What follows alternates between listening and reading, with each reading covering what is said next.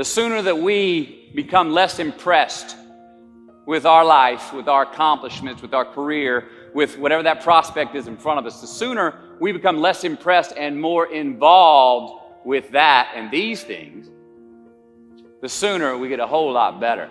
Life's not easy. Life is not easy. It is not. Don't try to make it that way. Life's not fair. It never was. It isn't now, and it won't ever be. Do not fall into the trap, the entitlement trap, of feeling like you're a victim. You are not. Get over it and get on with it. And yes, most things are more rewarding when you break a sweat to get them. Give others and yourself more credit. It just happened. You witnessed it. You just did it. Believe it. Happiness is an emotional response to an outcome. If I win, I will be happy. If I don't, I won't. It's an if-then, cause and effect, quid pro quo standard that we cannot sustain because we immediately raise it every time we attain it. You see, happiness demands a certain outcome. It is result reliant. And I say if happiness is what you're after, then you're going to be let down frequently and you're going to be unhappy much of your time. Joy, though, joy is a different thing. It's something else. Joy is not a choice. It's not a response to some result. It's a constant. Joy is the feeling that we have from doing what we are fashioned to do, no matter the outcome. Joy is always in process. It's under construction. It is in constant approach, alive and well in the doing of what we're fashioned to do and enjoying. Define success for yourself. Money is king today. It's what makes the world go round. It is success. The more we have, the more successful we are, right? Now, I would argue that our cultural values have even been financialized. Humility is not in vogue anymore. It's too passive. It's a get rich quick on the internet, rich is 15 minutes of fame world that we live in, and we see it every day. But we all want to succeed, right? So the question that we got to ask ourselves is what success is to us, what success is to you. Is it more money? That's fine. I got nothing against money. Maybe it's a healthy family. Maybe it's a happy marriage. Maybe it's to help others, to be famous, to be spiritually sound, to leave the world a little bit better place than you found it. Continue to ask yourself that question. Now, your answer may change over time, and that's fine. But do yourself this favor. Whatever your answer is, don't choose anything that will jeopardize your soul. Prioritize who you are, who you want to be, and don't spend time with anything that antagonizes your character. Don't drink the Kool-Aid, man. It tastes sweet, but you will get cavities tomorrow, all right? Life is not a popularity contest. Be brave, take the hill, but first answer that question, what's my hill? So, how do I define success? For me, myself. Well, for me, it's a measurement of 5 things. We got fatherhood. We got being a good husband. We got my health, mind, body, and spirit. We got career, and we got friendships. These are what's important to me in my life right now. So I try to measure these 5 things each day. I check in with them. I like to see whether or not I'm in the debit section or the credit section with each one. Am I in the red or am I in the black? And I know that if I don't take care of them, if I don't keep up maintenance on them, one of them is going to get weak, man. It's going to dip too deep into the debit section. It's going to go bankrupt. It's going to get sick. So first, we have to define success for ourselves. And then we have to put in the work to maintain it. I know who I am.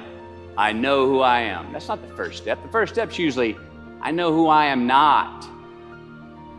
Process of elimination. Defining ourselves by what we are not is the first step that leads us to really knowing who we are. Or how about that food that we keep eating, the stuff that tastes so good going down, it makes us feel like crap the next week, when we feel lethargic and we keep putting on weight? Well, those people, those places, those things, stop giving them your time and energy. Just don't go there. I mean, put them down. And when you do this, when you do put them down, when you quit going there, and you quit giving them your time, you inadvertently find yourself spending more time and in more places that are healthy for you, that bring you more joy. Why? Because you just eliminated the who's, the where's, the what's, and the when's that were keeping you from your identity. Too many options will make a tyrant. of us all. All right, so get rid of the excess, the wasted time. Decrease your options. And if you do this, you will have accidentally, almost innocently, put in front of you what is important to you by process of elimination. Knowing who we are is hard. It's hard. So give yourself a break. Eliminate who you are not first, and you're going to find yourself where you need to be. Don't leave crumbs, and the beauty of delayed gratification. So what are crumbs? Well, the crumbs I'm talking about are the choices that we make that make us have to look over our shoulder in the future. You leave crumbs today, they will cause you more stress tomorrow, and they disallow you from creating a customized future in which you do not have to look over your shoulder. Instead of creating outcomes that take from us, let's create more outcomes that pay us back, fill us up, keep your fire lit, turn you on for the most amount of time in your future. These are the choices I'm talking about. And this is the beauty of delayed gratification. All right, tee yourself up. Do yourself a favor. Make the choices, the purchases today that pay you back tomorrow. Dissect your successes in the reciprocity of gratitude.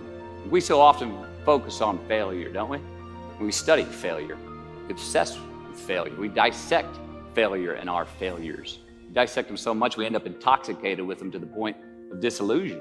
I mean, when do we write in our diary? Usually when we're depressed. What do we gossip about? Other people's flaws and limitations.